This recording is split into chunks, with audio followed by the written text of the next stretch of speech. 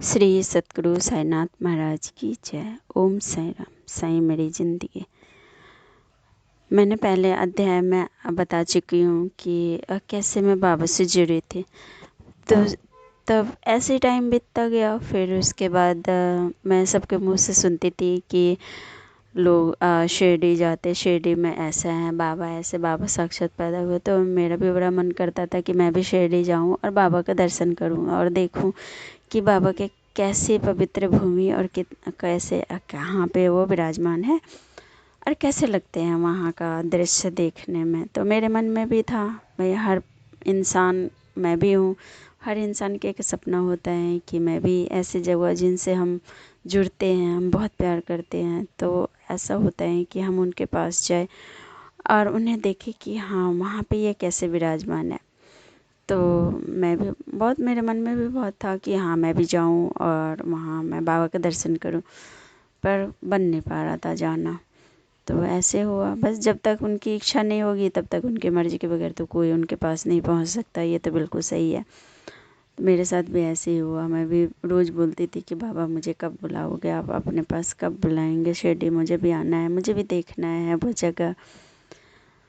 फिर ऐसा बहुत ही शुभ अवसर आया और मैं गई शिरडी। जब मैं शिरडी गई तो अब मेरे मन में, जब वहाँ पहुँच गई तो मैं तो बहुत ज़्यादा एक्साइटेड थी कि बाबा को देखूँगी, बाबा कैसे बैठे हुए हैं और कैसे लग रहे होंगे। तो मैं तो वहाँ के नज़ारा देख देख के तो मैं तो इतना ज़्यादा तड़प रही थी कि कब मैं बाबा के दर्शन करूँगी। फिर उसके बाद जब हम पहुँच गए तो फिर होटल वगैरह देखना था।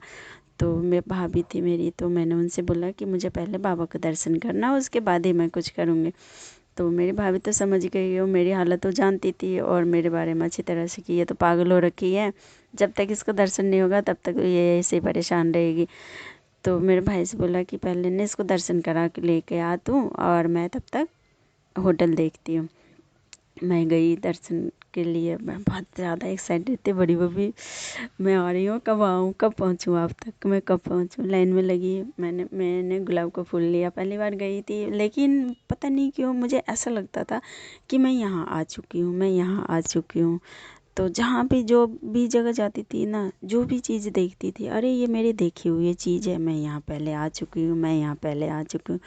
यही मेरे मन में ना क्वेश्चन उठता था। और मैंने एक दो बार अपने भाई से बोला भी कि मुझे लगता है कि मैं यहाँ पहले आ चुकी हूँ, लेकिन वो तो मेरा पहला था शिरडी का यात्रा।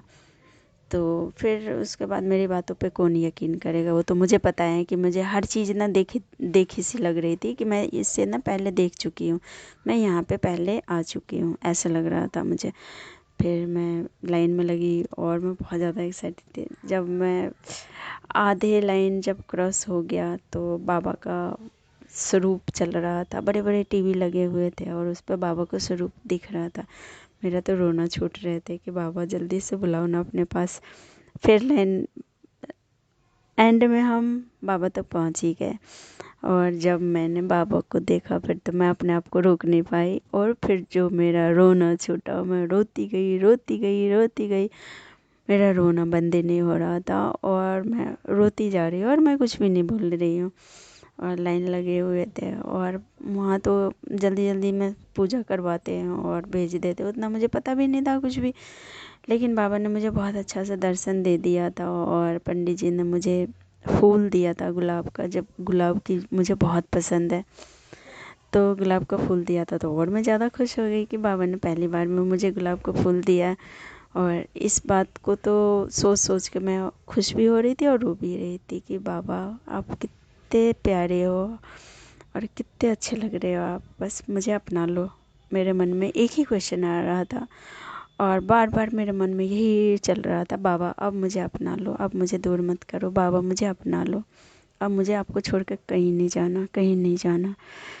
फिर मेरे मन में आवाज़ आया, ऐसा लगा कि मुझे कोई आवाज़ लगा कर और मुझे बोल रहे हैं कि तू क्यों भटक रही है, मुझे ही अपना ले, मुझे अपने हर विचार में डाल ले, अपने आप को तू मुझे सौंप दे और आप निश्चिंत हो जा।